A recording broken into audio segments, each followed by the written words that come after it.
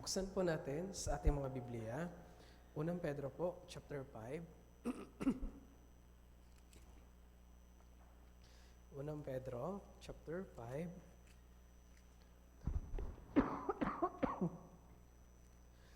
Unang Pedro, chapter 5, mula verse 8 hanggang 9 po.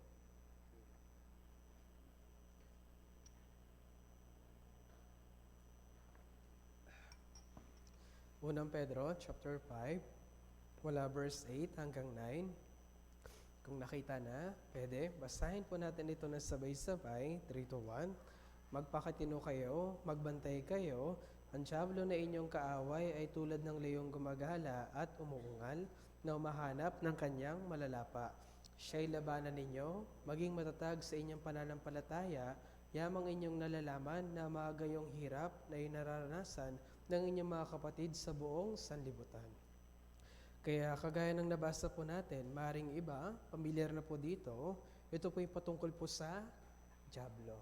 Okay? Kaya sa oras po na ito, gusto ko pong ibahagi ito pong paksa patungkol po sa kung paano natin malalabanan yung dyablo. Okay? So, sa darating na Monday, kagaya ng ating pong nalangan, mag-start na yung ating Grand Bible Seminar. Tama? At ito po yung isang spiritual na digmahan. Pero alam po natin, yung isa sa pinakakalaban po natin para sa spiritual digmahan na ito, wala pong iba kundi si Satanas. Kaya bagaman nandito na po yung mga invitee, bagaman nandito na po yung mga kapatid, pero kung hindi natin alam kung paano kikilos si Satan sa bawat isa, pwede tayong matalo. Okay? Pero bagaman sa Biblia, nakalagay na, yung Panginoong Jesus, siya po'y nagtagumpay na laban kay Satan. Ibig sabihin, si Satan, matagal na po siyang natalo. Pero, para sa ating Christian life, sa ating pagbuhay, pagpapakabanal, siya po'y patuloy na kumikilos. Wala siyang kapangyarihan na kunin yung ating kaligtasan, pero meron siyang kapangyarihan para gawing walang silbi yung ating buhay Kristiyano sa kanyang harapan. Okay? Kaya, naalala ko po sa talata na ito, yung mga brothers natin mahilig mag-chess, tama?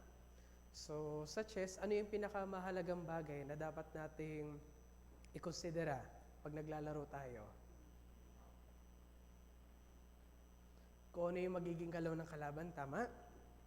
So, sa mga nag-chess po, yun po yung isa sa pinakamahalagang bagay na dapat nilang laging isipin. Ano yung magiging next move ng aking kalaban? Kung hindi siya aware, madali siyang matatalo. Tama? So, ganun din dapat tayo kay Satan. Alam natin nandiyan sa Satan, pero dapat alam natin paano ba pwedeng kumilos si Satan sa aking buhay. Kaya para makilala po natin o malaman natin kung paano siya kikilos, kailangan natin kilalanin muna ng lubos, sino ba si Satanas. Okay? Kaya sabi dito sa verse 10, sabi dito, siya'y labanan ninyo, maging matatag sa inyong pananampalataya. Ang tanong, paano natin siya malalabanan? Sa ikalawang Timoteo po, chapter 2, tingnan natin. Ikalawang Timoteo, chapter 2, sa verse 22 po.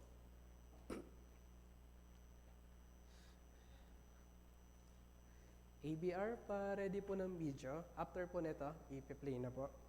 Ayan. Ikalawang Timoteo po, chapter 2, sa verse 22. Sa ganitong paraan, ganito dapat natin labanan si Satanas. Okay? Bukod sa makilala natin siya, pero bilang mga Kristiyano, ito po yung pinaka-effective way paano natin malalabanan si Satanas. Basahin natin na sabay-sabay, verse 22, 3-1. Ngunit layuan mo ang masasamang pagnanasa ng kabataan at sundin mo ang katwiran, pananampalataya, pag-ibig at kapayapaan kasama ng mga tumatawag sa Panginoon mula sa malinis na puso. Ano pong sabi? Layuan mo ang masasamang pagnanasa ng kabataan. Hindi niya sinabing harapin mo. Tama? Hindi niya sinabing labanan mo. Anong pong sinabi? Layuan mo. At kapag nilayuan po natin, ano pong next na gagawin natin? Sundin ang katwiran, pananampalataya, pag-ibig, kapayapaan, kasama ng tumatawag sa Panginoon mula sa malinis na puso. Ibig sabihin, pagkatapos natin layuan sa Satanas, lumapit tayo sa Diyos. Paano po?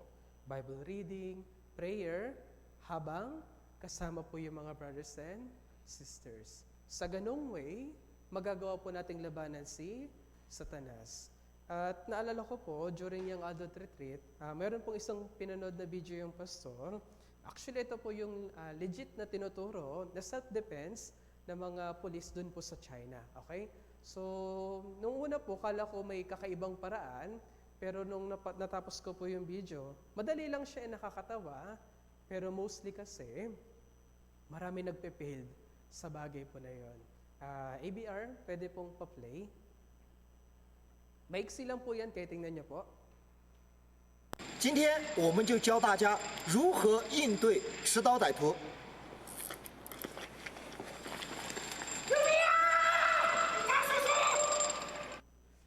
Isa pa po, paulit po. Tingnan niyo po ha. 今天我们就教大家如何应对持刀歹徒。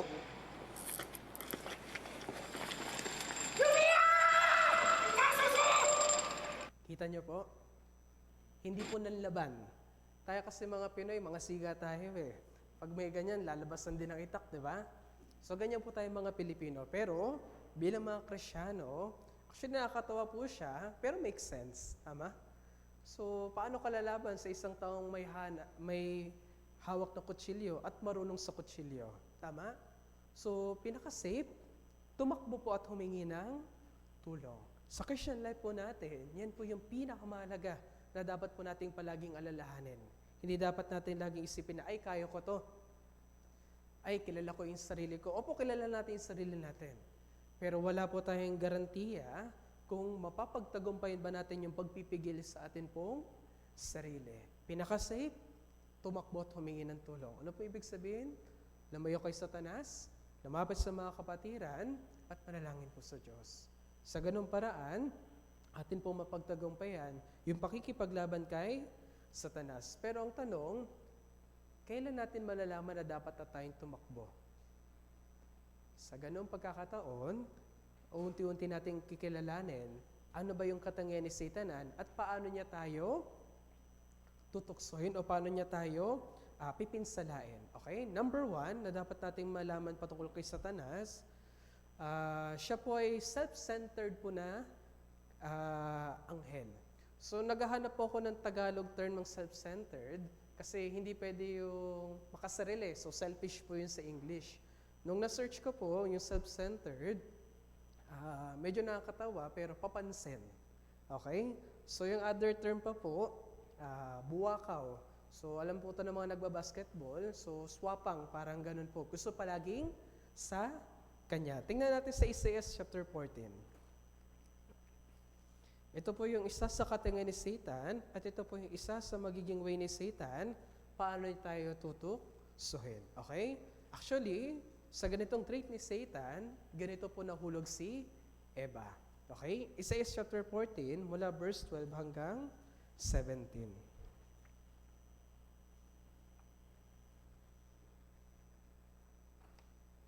Isaiah chapter 14, mula verse 12 hanggang 17. Medyo mahaba po, pero kailangan natin po itong basahin. Basahin na lang po natin ito ng salitan. Unahin ko po, ako po muna sa verse 12.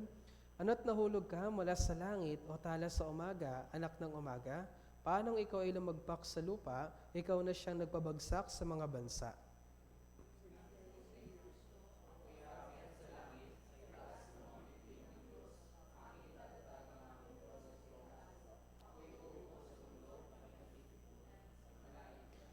Ako'y aakyat sa itaas sa mga kaitaasan ng mga ulap, gagawin ko ang aking sarili na gaya ng kataas-taasan.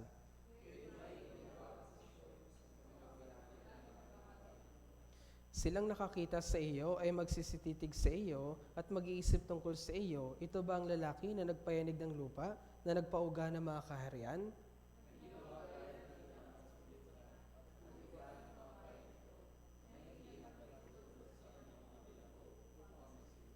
Kaya mula po sa talata na ito, actually ito po yung common verse na ginagamit para ipakilala po kung sino po si Satan. So sa verse 12, sabi dito, ano't nahulog ka mula sa langit o tala sa umaga. Ibig sabihin, ito pong tala sa umaga, ito po isang napakagandang bituin po na makikita po tuwing pagsikat po ng araw.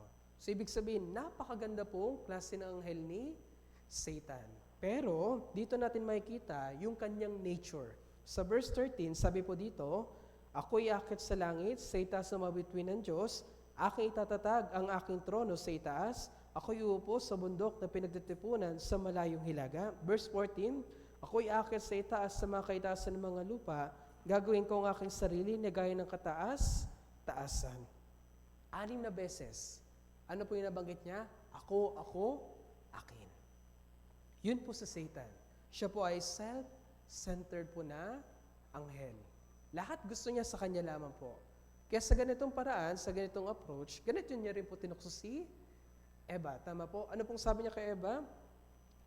Pag kinain mo yan, tiyak na magiging gaya ka ng Diyos. Tama po? Yun po si Satan. Kaya sa Christian life din po natin, isa po to sa nagiging reason bakit nauhulog po yung mga Kristiyano. Bakit po? For example, kapag matagal na tayo sa church, especially as a youth, minsan nabubuhos natin yung mind natin na, ay, kapag wala ako, hindi nila magagawa yan. Ay, during Grand Bible Seminar, ako lang yung nakakaalam yan. Ako yung laging gumagawa niyan. Kapag di ako atin, walang mangyayari. So, kapag matagal na tayo sa church, yung ganitong klase po ng approach ni Satan, madalas ito po yung ginagamit niya sa atin. And I experienced it po. Habang nag-abide po ako sa church, totoo po. Binibigay maraming ministry, binibigay maraming gawain sa loob ng church. Hindi ko alam, kasabay na mga ibinibigay po na gawain sa loob ng church, as maraming activities sa loob ng church, ipinipid na po ni Satan yung pagiging self-centered sa aking buhay Kristiyano. Kaya tayo po, brothers and sisters, i-check natin. Kung marami tayong gawain, please check po. Kung meron tayong ganitong may na, ay, kapag wala ako, hindi nila magagawa yan. Hindi po totoo yan. Yung Diyos po, marami siyang kamang gagawa. Marami siyang pwedeng gamitin. Totoo po yan. Naranasan ko pa yun sa church. Meron talaga mga skilled, meron talaga mga fit sa kanila yung ganitong ministry, pero bakit hindi sila ginagamit doon? Mapagmataas po sila. Kaya ganun din po sa atin. Kung hindi natin mamamalayan yung ating sarili na tayo po yung magiging mapagmataas, nakasentro na lang po sa atin lahat ng mga bagay, madadaya tayo ni Satan. Hindi po tayo magagamit ng Diyos. As a result, magiging useless po tayo sa harapan ng Panginoon, especially po sa darating na Grand Bible Seminar. Kaya ito po yung isa sa way ni Satan, kung paano niya po bibitagin o gagawing walang silbing isang Kristiyano. Okay po? At dagdag pa po dito, sabi sa verse 15, gayon may ibinabaka sa Sheol sa pinakamayam na bahagi ng hukay, silang nakakita sa iyo ay magsisititig sa iyo at mag-iisip tungkol sa iyo, ito bang lalaki na nagpayinig ng lupa, na nagpauga ng mga kahirayan? Sa verse 16 po, sa last part, ito bang lalaki na nagpayinig ng lupa, na nagpauga ng mga kahirayan? Dito natin makikita, si Satan po, sa maraming tao, sa maraming bansa, isa po siya sa laging cause, bakit po bumabagsak yung isang tao, isang kaharian. Isa sa magandang halimbawa po, yung kaharian ng Tiro. Tingnan natin Ezekiel po, chapter 28. Sa Ezekiel po, chapter 28,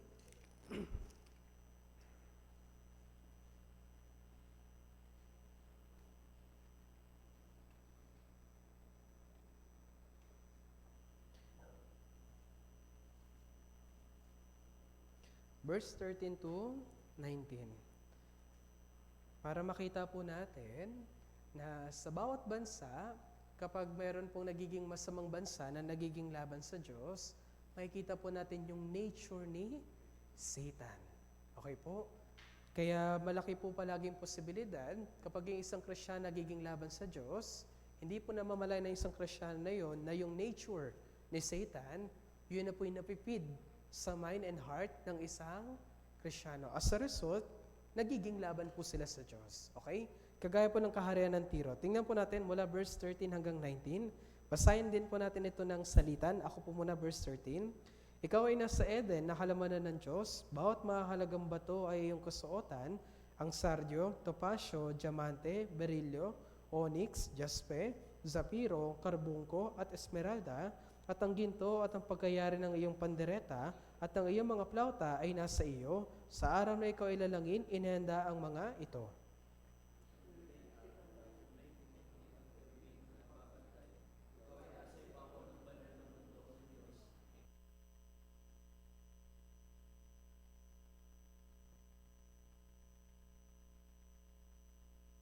Ikaw ay sakdal sa iyong mga landas mula sa araw na ikaw ay lalangin hanggang sa ang kasamaan ay matagpuan sa iyo.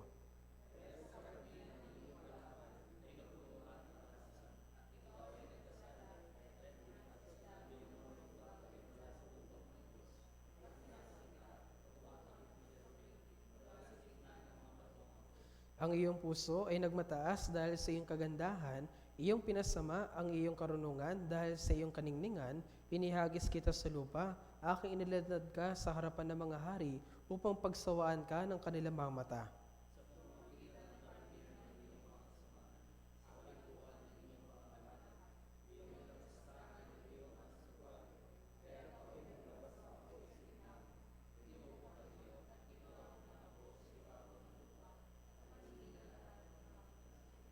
Silang lahat na nakakilala sa iyo sa gitna ng mga bayan ay natigilan dahil sa iyo. Ikaw ay dumating sa isang kakilakilabot na wakas at ikaw hindi na mabubuhay pa. Sabi sa verse 13, ikaw ay nasa Eden, nakalamanan ng Diyos. Ito po yung patungkol po kay Satan. Pero sa verse 19, dito natin makikita, meron na pong ending si Satan. Ano pong sabi? Ikaw ay dumating sa isang kakilakilabot na wakas, ikaw ay hindi na mabubuhay pa. Ibig sabihin po, una pa lang, naitakda na kay Satan na siya po ay mapupunta ng walang hanggang impyerno. Kaya mapababasa niyo po, especially sa Lumang Tipan, maraming talata po nagsasabi na si Satan po, siya po ay hinatulan na ng Diyos na sa katapusan ng panahon, siya po ay mapupunta sa walang hanggang apoy sa impyerno. Okay? Pero yung isa sa mahalagang bagay na dapat nating alalahanin, yun po sa Satan. Self-centered po siya na anghel. At yun po yung isa sa way po niya, paano niya pababagsakin yung isang Kristiyano. Gagawin niya din pong self-centered yung isang Kristiyano. Pangalawa po, tingnan natin sa Judas po chapter 1.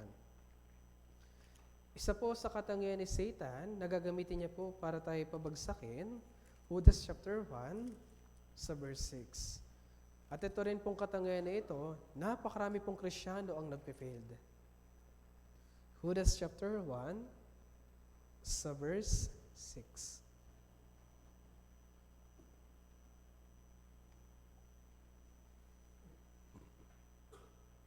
Judas chapter 1 verse 6. Basahin po natin na sabay-sabay, 3-1.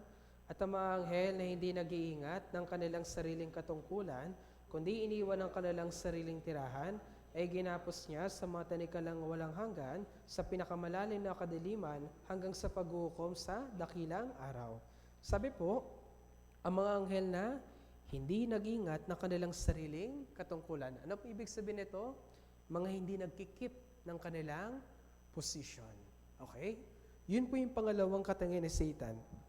Hindi niya kinikip yung kanyang posisyon. Base sa talata na binasa natin kanina, ano pong gusto niyang posisyon? Maging gaya ng Diyos. Hindi siya marunong makontento.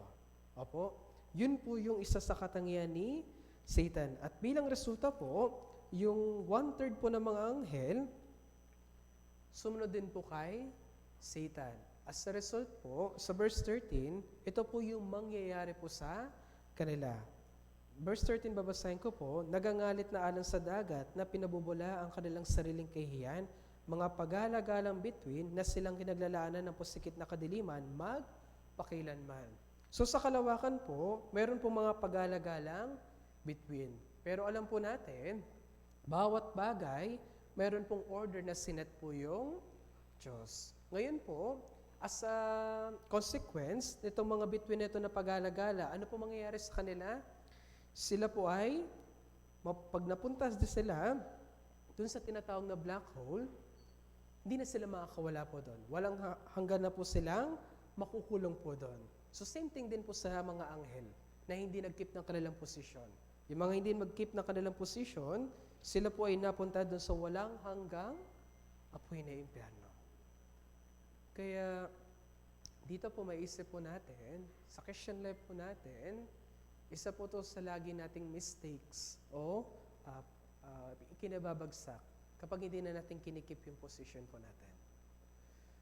Basically, ano po ba yung position natin bilang mga Kristiyano? Actually, tayo dapat yung mga Kristiyanong laging nasa church. Tama? Bilang naligtas, bilang anak po ng Diyos, di ba yun din po yung unang sabi niya? John chapter 15, verse 3 to 4, di ba? Kayo malililis na sa pamamagitan ng salita na aking sinabi sa inyo, kayo manatili sa akin at ako'y sa inyo. As a result, kapag yung isang Kristiyano hindi po nag-a-abide, ano nangyayari? Nawawala na po. Nagiging miserable yung kanilang buhay. Pero minsan, nag-a-abide po tayo sa loob ng church, pero sa loob mismo ng church, may mga posisyon din po tayo, tama?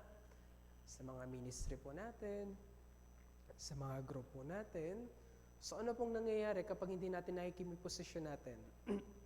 Although nasa loob tayo ng church, nasisira yung order sa loob ng church. As a result, nasisira yung unity ng buong church. Tama po? Kaya mag-keep po ng position, isa po ito sa mahalagang bagay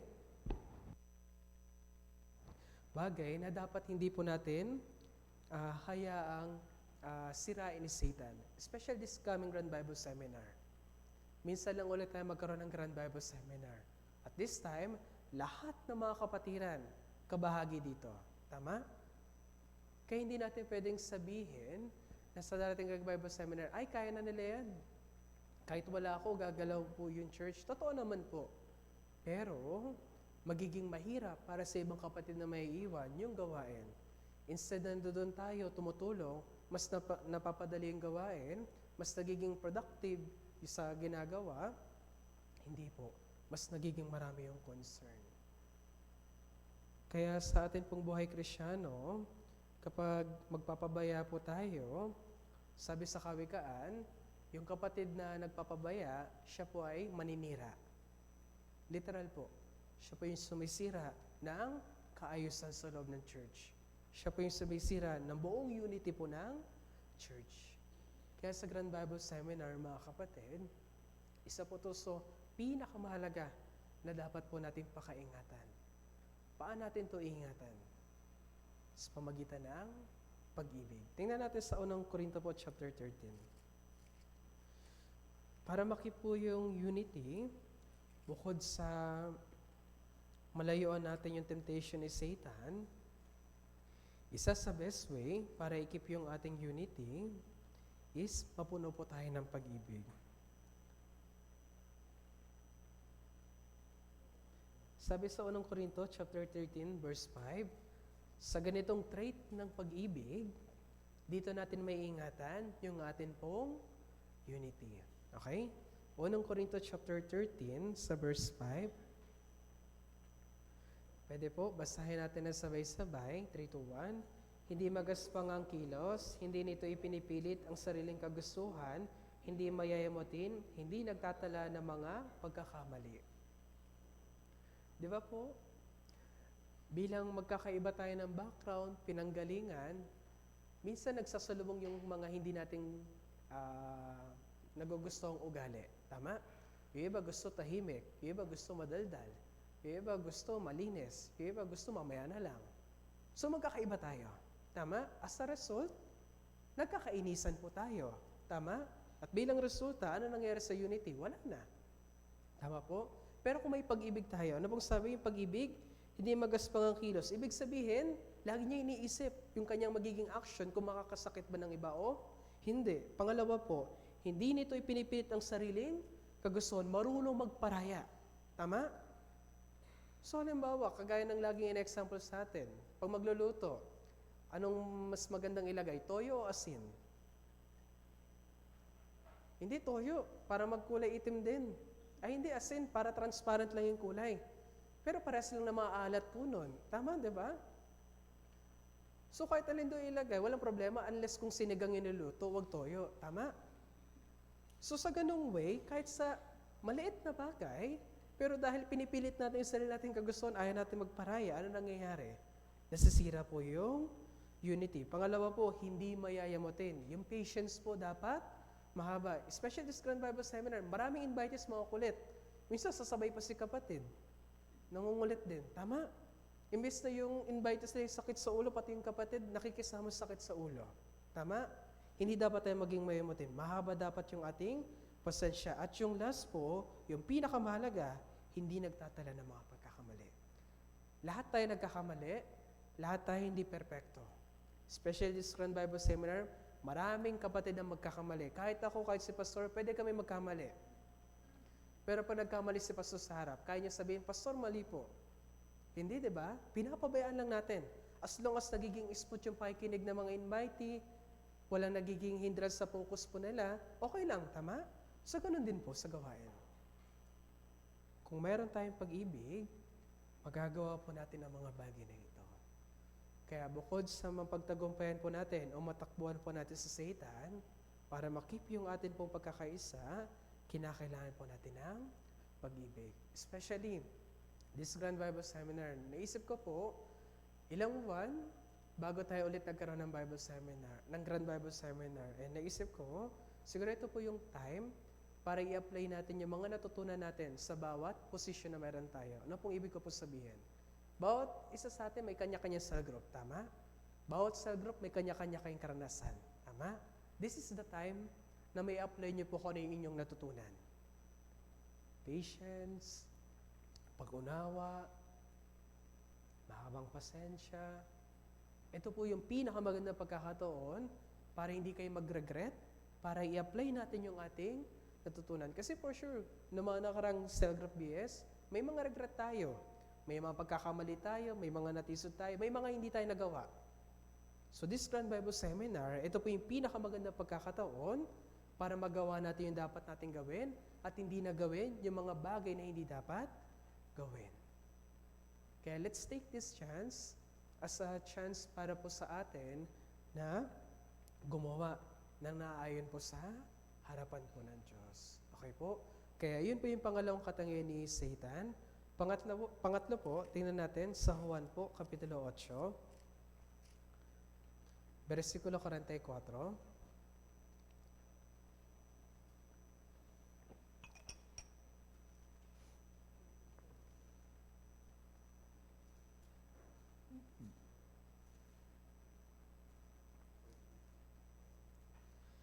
Juan 8, versikulo 44.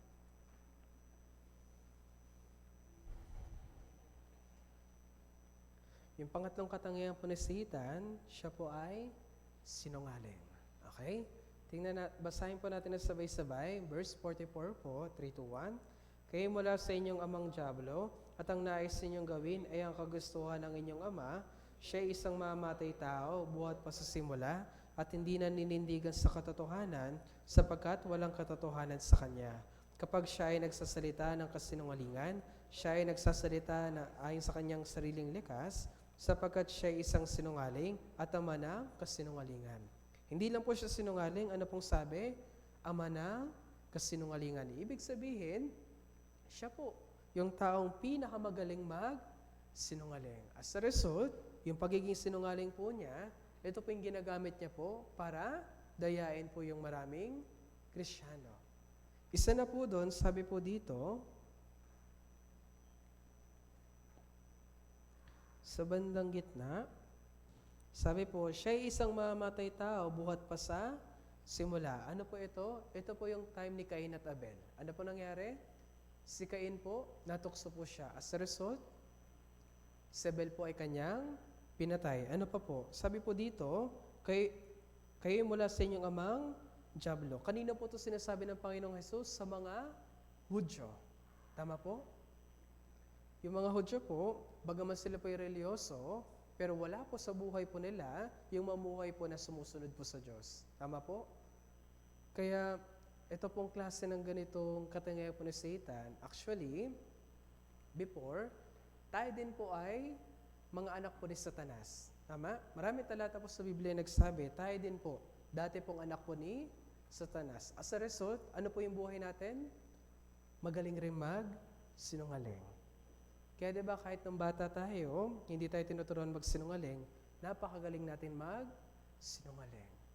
Pero kahit ngayong Kristiyano na tayo, kung hindi po tayo magiging maingat sa ating pananalita, pwede tayong makapag-sinungaling. As a result, pwede tayong makatisod ng ibang tao. At bukod pa po doon, pwede itong makasira ng buong unity ng church po. Masyado pong mababaw na lang yung pagsisinungaling, pero deeply, kung pag-iisipan natin ng maigi, sa Biblia, maraming kasinungalingan ang nabuo. Isa na dito sa malaking kasinungalingan na talagang nagpadaya sa maraming tao nung ibinalita ng mga Romanong sundalo na si Jesus ay hindi muling nabuhay. Alam niyo po yun? Tingnan natin Mateo po.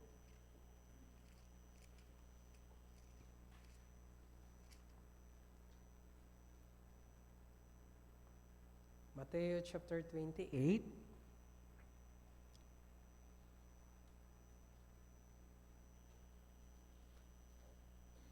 Sa verse 13 po. Verse 13 hanggang 14. Verse 11 hanggang 12, ito po yung nagbigay ng ulat, yung mga bantay doon po sa labi ng Panginoong Jesus. Ito po yung binalita nila sa mga punong pari. At ito po yung sinabi ng mga punong pari. Verse 13 to 14, basahin natin na sabay-sabay, 3 to 1, na sinasabi, sabihin ninyo, ang kanyang mga alagad ay dumating ng gabi at siya'y kanilang ninakaw samantalang kami natutulog. Kung mabalitaan ito ng gobernador, hikayatin namin siya at ilalayo namin kayo sa gulo. Ano pong pinasabi nila? Ninakaw lang siya ng kanyang mga alagad. As a result, sa verse 15, at ginawa nga ng mga tumanggap ng salapi ang ayos na tinuro sa kanila, ang salitang ito ay kumalat sa mga Hudyo hanggang sa araw na ito. Kaya kung manonood po kayo ng mga dokumentaryo o interview ng mga Hudyo, hindi sila naniniwala kay Jesus hanggang ngayon. Bakit po? Dahil sa mga kasinungalingan na ito. Kaya sa loob ng church, ano pong natutunan natin? Yung salita ng Diyos ay katotohanan. Ibig sabihin, ito po yung bagay na nagbibigay po sa atin sa tamang landas. Sa kabaligtaran, sa Satan, ibinibigay niya po yung baluktot na daan. Kaya dapat sa atin pong buhay mga kapatid, dapat tayo napupuno ng katotohanan. Kasi kung sa buhay po natin, puno tayo ng mga kasinungalingan, si Satan po, mabilis niya lang rin po tayong madadaya. Di ba yung mga tao sa mundo, kahit marami silang alam, pero hindi nila alam yung katotohanan, at the end of the day, meron silang doubt. Tama po? Maring ganun po yung napagdaanan ng isa sa inyo po dito. Maring may faith po tayo ng una, pero dahil hindi po to ayon sa katotohanan, meron tayong pagdududa. Si Satan po, yun po ipinipid niya po sa buong mundo. As a result, marami pong sermon ang makikita sa YouTube, tama? Mula po sa iba't ibang Christian denomination. Galing sa salita ng Diyos, tama? Pero ano pong itinuturo? Kasinungalingan. Ano po ibig ko po sabihin? Yung mga anak ng Diyos, sila lang yung mga pinagpapala. Anong pagpapala? Physical na pagpapala. Pero sa Biblia, kung pagbabasahin natin, sino yung mga pinagpapala na Kristiyano? Yung mga nagdurusa? Yung mga namamatay sa Panginoon. Parehas na galing sa salita ng Diyos, pero magkaiba kung paano sila ipinapangaral. Bilang mga Kristiyano, dapat puno tayo ng katotohanan. Ang sa gayon, kapag nagtanong yung ibang mga tao, yung katotohanan lang din po yung atin pong may papangaral. At kapag matukso tayo ng kasinungalingan, hindi tayo madadaya. Kasi alam natin yung katotohanan. Kaya mahalaga po, meron tayong sarili, Biblia. Yung Biblia, ito po yung magiging ilaw po natin sa napakadilim po na mundo. Okay? Pang-apat po, tingnan natin, Mateo po chapter 4.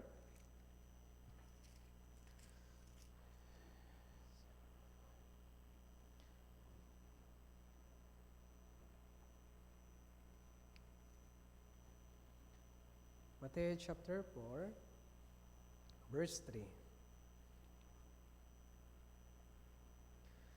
Si Satan po, isa sa katangian po niya, siya po ay manunukso. Okay? Pero hindi lang siya basta-basta manunukso, napakagaling na manunukso. Mateo chapter 4, verse 3. Basahin po natin na sabay-sabay, 3-1. Dumating ang manunukso at sinabi sa kanya, kung ikaw ang anak ng Diyos, ipag-utos mo ang mga batong ito ay maging tinapay. Paano naging napakagaling na manunukso si Satan? Alam niya po kasi kung kailan yung pinakamagandang pagkakataon para tayo po ay matukso. Bakit po? Bago natin basahin yung verse 3, verse 1 and 2, ano pong nangyari? Yung Panginoong Jesus, dinala po siya sa ilang. Pangalawa po, nung nasa ilang po siya, sa loob ng 40 araw at 40 gabi, siya po ay nag-ayuno. So alam na alam ni Satan yung situation ni Jesus. Tama po? As a result, alam din ni Satan kung kailan siya tumahiming at paano niya tutuksoin si Jesus. Sa paanong paraan, yung una niya tinukso, yung bato, gawin niya daw pong tinapay. Same thing din po sa ating Christian life. Si Satan po, alam niya po kung kailan tayo best time na tutuksohin. Pero dito po, sa talata po na ito, mula verse 4 hanggang verse 10, dito natin makikita, bagaman sa napakahirap na sitwasyon at sa napakagandang pagkakataon para matukso, paano po ito na-overcome ng Panginoong Jesus? Sa pamagitan po ng salita. Kaya verse 4, diba? Paulit-ulit sinabi po ng Panginoong Jesus, kunit siya'y sumagot, nasusulat. Verse 7, sinabi sa kanya ni Jesus, nasusulat din naman. At sa verse 10, sumagot sa kanya si Jesus, lumayo ka Satanas sapagkat nasusulat. Pero minsan sa Christian life natin, kapag nandun tayo sa magandang pagkakataon para matukso, sige, minsan lang naman to. Parang pinapagkalob yata to ng Diyos ngayon. Ewan ko minsan, natatawa ako, ba't may ganong mind sa isang Kristyana parang will daw ni Lord yun, na malagay siya sa ganong sitwasyon, parang ngayon lang daw, minsan lang daw, parang favor daw. So, bakit favor yun? Kasalanan yun. Pero, hindi ko alam, bakit ganon minsan yung ibang mga Kristyano? Pero tandaan po natin, sa Diyos, kasalanan ay kasalanan. Maliit man, malaki, cute man yan o hindi, ang kasalanan ay kasalanan. Tama? Pero paano niya po napagtagumpayan? Gamit po yung salita ng Diyos. Kaya this time po, kagaya ng nabanggit po kanina, yung salita ng Diyos, ito yung katotohanan. Gamit yung katotohanan, doon lang din natin mapagtagumpayan yung panunukso po ni Satan. Ano man yung tukso na binibigay po sa atin ni Satan, lagi nating alalahanin, ano ba yung kabaligtaran nito? Kasi madalas, kung ano yung kabaligtaran, kung ano yung binibigay sa atin ni Satan, yun po yung opposite na gusto pong ibigay po sa atin ng Diyos. Pero malalaman lang po natin yun kung meron tayong salita ng Diyos. Kaya this coming Grand Bible Seminar, isa sa individual preparation natin, yung ating Bible reading. Ngayon, wala na tayong masyadong time to check yung Bible reading ng bawat isa. Hindi ko po sure kung meron pang ganon. Pero sana individually, we equip ourselves nito pong salita po ng Diyos. Para kung dumating man tayo sa best time na pwede tayo matukso, alam natin kung ano yung panghahawakan natin. Yung salita ng Diyos. Yung katotohanan. At sa ganung way, hindi tayo magdududa, hindi tayo magdadoubt. Tama po? Kaya yung salita po ng Diyos, ito po yung mainam na atin pong panghawakan. Okay? So sorry po, lalaktaw na rin po ako. Panglima po, tingnan natin. Efeso po, chapter 2. Efeso po, chapter 2. Try ko po bago mag-5 or saktong 5, tapusin ko po. Okay. Efeso po, chapter 2, verse 2. Basahin po natin ito ng sabay-sabay, 3-1. Na dati ninyong nilalakaran ay sa lakad ng sanlibutan ito, ay sa pinunong kapangyarihan ng himpapawid, na ngayon ay gumagawa sa mga anak ng pagsuway. Sabi po, ay sa pinuno ng kapangyarihan ng himpapawid. Sino po ito? Si Satan po. Ano po siya? Meron po siyang kapangyarihan. Kaya bagaman si Satan po, natalo na siya ng Panginoong Jesus, pero laban sa ating mga Kristyano, mas makapangyarihan po siya. Kaya nga kanina po, Ano pong natutunan natin? Ikalawang Timoteo chapter 2 verse 2, layuan ninyo. Sa ganung way, yung makapangyarihan ng Satan, doon lang po natin siya mapagtatagumpayan na labanan. Kung atin po siyang lalayuan. Tandaan po natin to. Huwag tayong magtapang-tapangan po. Kahit ako matagal na sa church, takot po ako kay Satan na lumaban po mag-isa. Kasi alam ko po, hanggang sa sitwasyon na to, mas makapangyarihan po siya kaysa sa akin. Kaya anong choice ko po? Lumayo. Tumakbo lang din po. Lamang kay Satanas. Huwag po nating isipin ay matagal na tayo, ay marami na tayong alam. Kaya harapin natin Satan. Wala pa po nakitang Kristiyano na lumaban mag-isa nanalo kay Satan. Alam pa totoo po nila? Mismo si Pablo, di ba? Ginagawa niya yung hindi niya gusto. Sino po si Pablo? Puspos ng Espiritu, ginagamit ng Diyos, pero ano po yung buhay niya? Natutokso pa rin ni Satan. Kumpara kay Pablo, ano yung Christian life natin? Mas sigit? Hindi, di ba? Mas sigit na nakakahigit yung Christian life ni Pablo kaysa sa atin. Pero si Pablo, na ganun na po yung estado ng kanyang pananampalataya, natutokso pa din, nahuhulog pa din, ano pa kaya tayo? Mas malaki yung tsansa na tayo din po ay mahulog.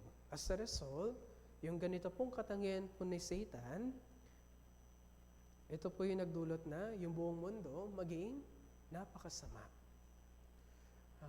Lately, yung sister wife ko po, madalas po siya sa akin nagsisend ng mga news worldwide, and sa mga nakikita kong balita, talagang malapit na dumating yung Panginoon. Bakit po? Sa bawat sulok ng mundo, puno na po ng kasamaan. Normal na patayan, yung sexual na kasalanan, droga, pandaraya. Kumaga parang nai-immune na lang yung puso ko na makita yung napakasamang mundo. Pero kung pag-iisipan po natin bilang mga Kristiyano, ito po ay dahil sa kapangyarihan ni Satan. Originally, yung hari ng mundo, alam niyo po kung sino? Si Adan. Di ba po? Sa kanya ipinamahala lahat ng mga bagay sa mundo. Pero dahil nag-failed si Adan, nagkasala po siya, kanina po nabiging authority? Kay Satan po. Kaya as a result po, si Satan po, kontrolado niya po karamihan ng puso ng mga tao sa mundo.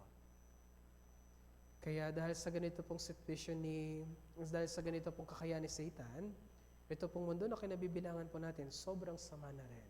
At bilang isang Kristiyano laban kay Satan, tayo po ay sobrang hina pa rin sa kanyang harapan. Okay? Especially narito po tayo sa ating sinful nature. Okay? Pang-anim po, tingnan natin.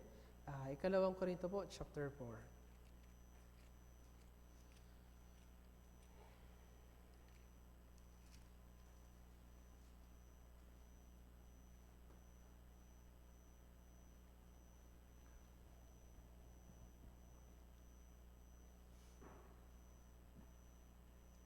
Ikalawang Korinto, chapter 4, sa verse 4.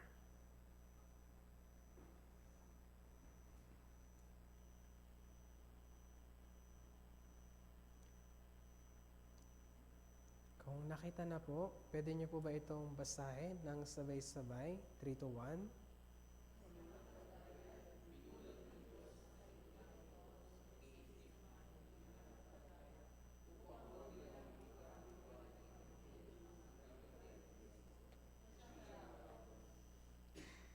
Napakalinaw po, tama? Binulog ng Diyos ang sanlibutan ito ang pag-iisip ng mga hindi mananampalataya. Ito po si Satan. Siya po yung bumulag ng mata ng mga tao sa sanlibutan. As a result, maraming tao sa mundo, hindi nila alam kung ano yung tama o mali. Kaya sa paanong paraan nabubuhay po karamihan ng mga tao sa mundo? Majority wins. Kung ano yung gusto ng karamihan, doon po tayo. Kasi yun yung alam nila na tama. Pero ano po ba yung Biblia? Sabi po, di ba, yung Biblia, isa po sa tawag po dito, canon. Pag sinabing canon, ito po yung ruler o standard. Ibig sabihin, anumang bagay na dapat natin pagbasehan, Dapat mula po sa Biblia. Kasi ito po yung magsasabi kung tama o mali yung isang bagay. Kaya diba kahit sa salvation na lang, maraming Kristiyano, sabi nila, naniniwala sila sa dugo ng Panginoon, tumubos ang kanilang mga kasalanan, pero kailangan pa rin nilang gumawa, kailangan pa rin nilang mag-pray para po sila maligtas. Bakit po? Saan po ito nagmula? Sa pambubulag po ni Satan. Kaya bilang resulta po, ito pong mundo na kinabibilangan po natin, kung hindi po tayo magiging maingat, kung wala tayong tamang kaalaman sa Biblia, pwede tayong madaya rin. Kaya pansinin niyo po ngayon, bakit madalas po yung counseling? Hindi dahil sa nagdududa tayo sa bawat isa o sa mga tinatawag natin newly saved, pero ginagawa po natin yun to sure na talagang tama ba yung pagkakaintindi nila sa Biblia. Kasi kung yung mga tao sa panahon ngayon, exposed sila sa mga maraming YouTube videos, patungkol po sa mga doktrina sa salvation o katuruan ng ibang churches, malaki po yung posibilidad na yung atin pong na-adapt ay yung maling turo na po. Kaya wag po tayong magagalit kung panay counseling sa atin dahil pinagdududulan tayo. Hindi po. Gusto lang tayong tulungan kung tama ba yung atin pong pagkakaintindi tungkol sa kaligtasan na sa Biblia. Matuwa pa po tayo kasi may care po sa atin yung mga nagka-counseling sa atin. Gusto nilang tulungan tayo na yung pananampalataya natin mabuild ayon po sa katotohanan. Okay po?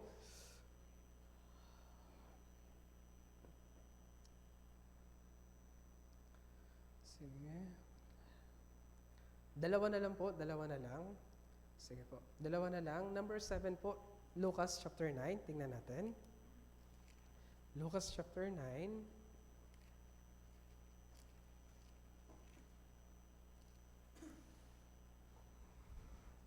Sa verse 39 po.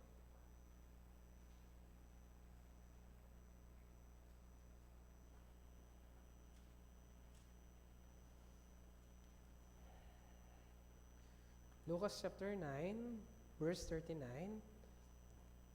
Isa po sa katangan ni Satan, kaya niya pong manakit.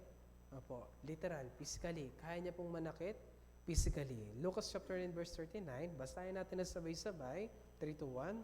Walong ano-ano'y inaalihan siya ng isang spirito at biglang nagsisigaw. Siya'y pinangingisay nito hanggang sa bumula ang kanyang bibig at siya'y binubugbog at halos ayaw siyang hiwalayan. Kaya yung mga nababasa po natin dito sa Bagong Tipan, totoo po, literal po itong naranasan. At isa sa magandang basehan po, si Job. Kanino po ba galing yung pagpapahirap sa kanya? Kay Satan, di ba? Tingnan natin sa Job po, chapter 1.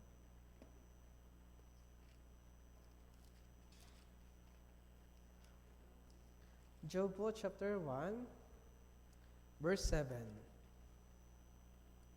Babasahin ko po para sa inyo. Sinabi ng Panginoon kay Satanas, saan ka nang galing? Sumagot si Satanas sa Panginoon, sa pagkaparot pa rito sa lupa at sa pamamanhik manaog doon. Dito po, sa pamagitan ng talata na ito, dapat natin mo si Satan po, hindi siya kagaya ng Diyos. Okay?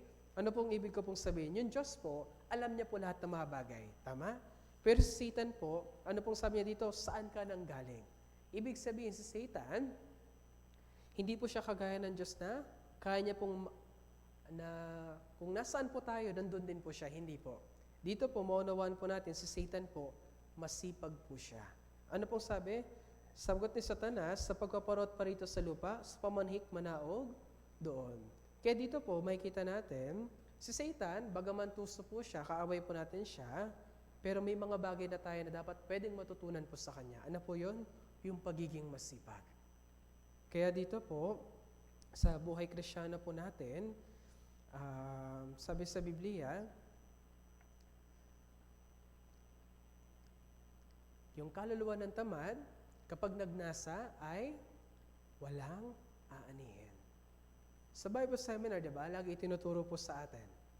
Maraming tao gustong maligtas, pero bakit wala sila sa Bible Seminar? Tamad po sila. Same thing din sa atin. Marami tayong gustong gawin sa ating buhay Kristiyano, pero kung magiging patamad-tamad tayo, that's the time, wala tayong anumang aanihin.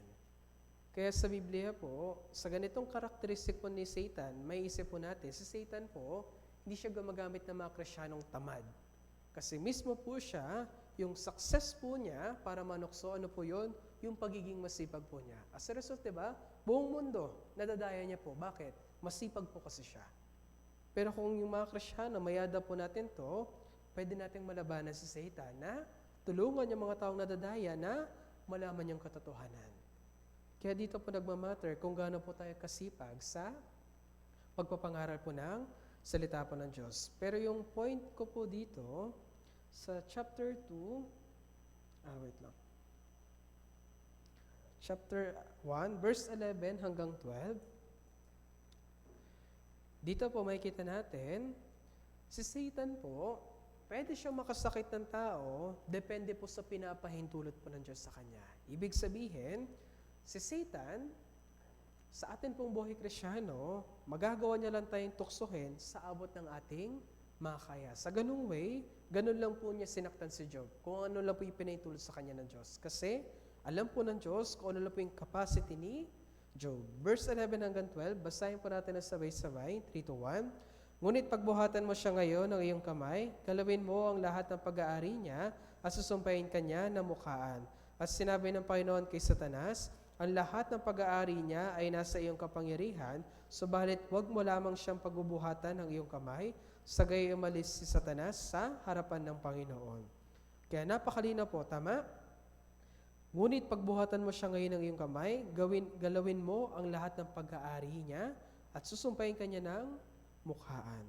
So sinabi po dito, yun po yung hamon ni Satanas sa Panginoon. Pero sabi ng Panginoon kay Satanas, at lahat ng pag-aari niya ay nasa iyong kapangyarihan, subalit, wag mo lamang siyang pagbubuhatan ng iyong kamay. Ibig sabihin, this time, hindi pa inaalaw ng Diyos na siya po ay magkasakit. Pero di kalaunan, kagaya ng atin pong mababasa, sa bandang huli, ipinahintulot ng Diyos kay Satanas na siya po ay pagbuhatan ng kamay ni Satanas, pero wag niya lang siyang papatayin. Kaya sa ganito pong karakteristik, totoo po, kung makakarinig po tayo ng mga patutunan ng ibang tao na sinapian sila, hindi natin pwedeng sabing itanggi yung mga bagay na yon, pero for sure, ito po yung heart ng mga tao na yon. Sa heart nila, gusto po nilang maniwala na sa pamagitan ng milagro, pwede silang maligtas. Kaya dapat sa ganung pagkakataon, dapat natin emphasize sa kanila, hindi sa pamagitan ng milagro, pwedeng maligtas sa isang tao. Kapag makatagbo kayo ng ganitong tao, please tingnan niyo po yung Lucas chapter 16. Yung kwento ng mayamang lalaki at si Lazaro. Nung sabi doon ni Abraham, kahit buhayin niya po si Lazaro, pero kung hindi sila makikinig kay Moises at mga propeta, hindi sila makikinig, hindi sila maliligtas. Ibig sabihin, kahit may milagrong dumating, pero kung hindi sila makikinig sa salita ng Diyos, hindi po sila maliligtas. Okay?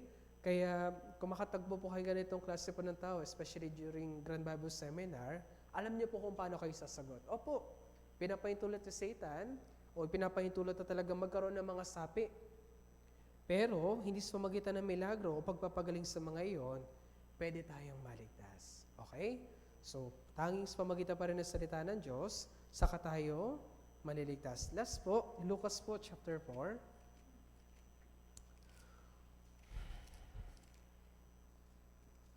Lucas po, chapter 4, verse 13. Isa po ito sa pinakamahalaga na hindi dapat natin makalimutan patungkol kay Satanas.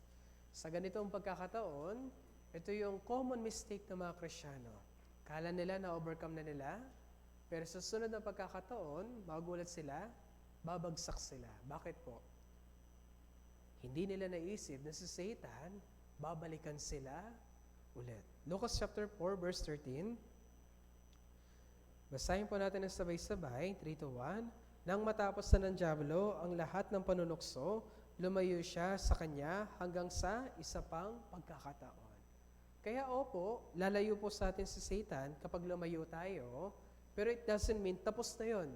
Hindi po. Sabi dito, lumayo siya sa kanya hanggang sa isa pang pagkakataon. Hahanap lang ulit ng panibagong pagkakataon si Satan para tayo po ay matukso. Isa sa mahalagang example dito, ng panahon ni Noe. Ano yung pinakamalaking event na nangyari sa buhay ni Noe? Nung nang magkaroon ng malaking baha. Tama po? Ngayon, nung humupa po yung baha, ano po nangyari? Naglanding na po sila at nag-start na po silang magpakarami. Tama? Pero ano pong ginawa ni Noe? Nagpakalasing po siya at natulog po siyang hubad. As a result, ano pong nangyari? Nagkasala po yung isa niyang anak. At yung anak niya na yun, ano po nangyari sa kanya? Isinumpa po siya. Bakit po yun nangyari? Nawala po sa puso niya yung pag-iingat. Basta ninyo po, after summer retreat, New Year's retreat, anumang Bible seminar, pagkatapos po nun, ano po yung nagiging heart natin? Ay, ayos, makapagpahinga na din. Ayos, magagawa ko na din yung hindi ko nagawa. Ano po yun? Doon na po papasok yung interest ng ating laman. Gusto magpahinga, gusto maglakwatsa, lahat ng gusto ng ating pong laman. As a result, alam din po yun ni Satan. Kaya nung napagtanto ko po yung sa Christian life ko po, kasi ganun din po ako. Lagi po akong napoprostrate. Bakit ganun na lang? Galing naman ako sa retreat, pero bakit ganito yung ginagawa sa Christian life ko? Hanggang sa maunawaan ko po yung kwento ng buhay ni Noe, galing din siya sa malaking event, malaking gawain ng Diyos, pero nagpabaya po siya right after noon. As a result, nagkasala po siya. So, ganun din sa akin. Ganun din po sa bawat isa. Huwag nating isipin after Grand Bible Seminar, ay, malaya na tayo. Hindi po. Dapat pa tayong mas maging aware kung ano po yung pwede maging move ni Satan para tayo pa yung matukso. Okay po? Kaya kung sa palagay po ninyo, nagawa ninyo lahat, assignment, tasks sa work, sa Grand Bible Seminar, yung ating mga role, ministry, kung natapos na po natin, ayos po. Pero it doesn't mean, hayaan natin na yung ating sarili na matukso po ni Satan. Huwag po. Maging mapagbantay po tayo sa ating mga sarili. So kung may time po kayo, dun sa mga talata na binasa po natin, yun po yung parang general na mga katangian po ni Satan. So hindi ko lang po nabanggit pa yung mas deep na pagbubulay-bulay po doon. Pero kung may time po kayo, yung mga verse na yun, makikilala niyo pa ng higit sa Satan kung paano po siya ikilos. At sa ganung way, magagawa nating makaiwas mula po sa kanya. Pero bilang mga Kristiyano, para mapatagumpayan po natin Satan, yung pinaka-best na kailangan natin gawin, tumakbo po tayo. Okay? Layuan po natin yung anumang kasamaan, layuan po natin si Satan. Hanggang dito na lang po. Salamat po.